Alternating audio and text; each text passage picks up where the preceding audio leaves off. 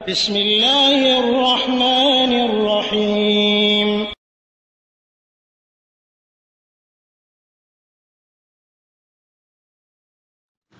ওয়ালাইকুম আসসালাম রহমতুল্লাহ বারাকাতু।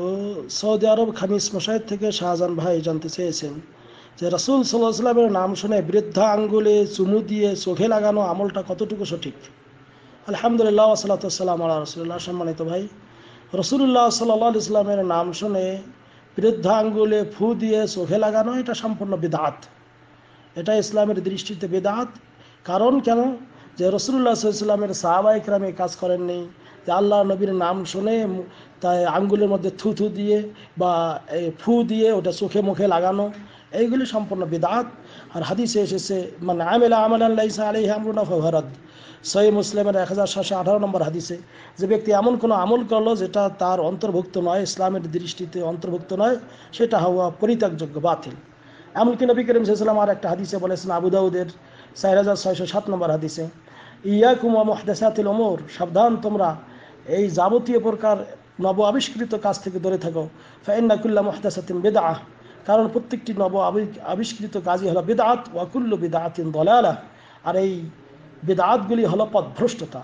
কাজেই এগুলো পথভ্রষ্টতার কাজ। এগুলো সুফিবাদ এর কিছু লোক যারা অতি ভক্তি করে, অতি ভক্তি চোরের লক্ষণ, অতি ভক্তি করে অথচ রাসূলুল্লাহ সাল্লাল্লাহু আলাইহি ওয়াসাল্লামের সুন্নত মানে না। এই সময় সুন্নতটা কি?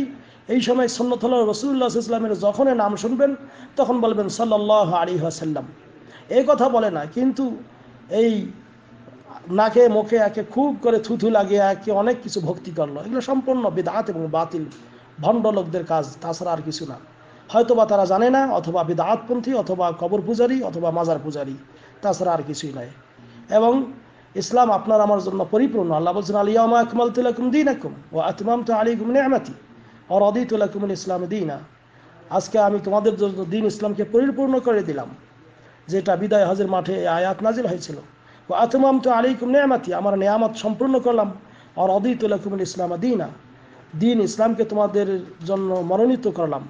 সূরা মাইদার 3 নম্বর আয়াতে বলা হয়েছে।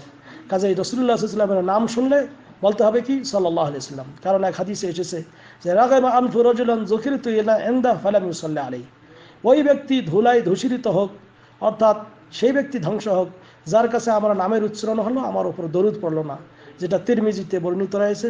শেখ আলবানী হাদিসটিকে সহিহ বলেছেন। অনুরূপভাবে আর একটা হাদিসে এসেছে যে আল বাখিলু আল্লাযী মান যুকিরতু ইনদা ফালাম ইউসাল্লি আলাইহি, ওই ব্যক্তি কৃপণ যার কাছে আমার নামের উচ্চারণ হলো অথচ আমার উপর দরুদ পড়লো না, যেটা তিরমিজির 3546 নম্বর হাদিসে বর্ণিত রয়েছে। কাজেই নবী করিম সাল্লাল্লাহু আলাইহি ওয়াসাল্লামের নাম শুনলেই বলতে হবে সাল্লাল্লাহু আলাইহি ওয়াসাল্লাম, রাসূলুল্লাহ সাল্লাল্লাহু আলাইহি ওয়াসাল্লাম, মুহাম্মদ সাল্লাল্লাহু আলাইহি ওয়াসাল্লাম, এমন করে দরুদ পড়তে হবে।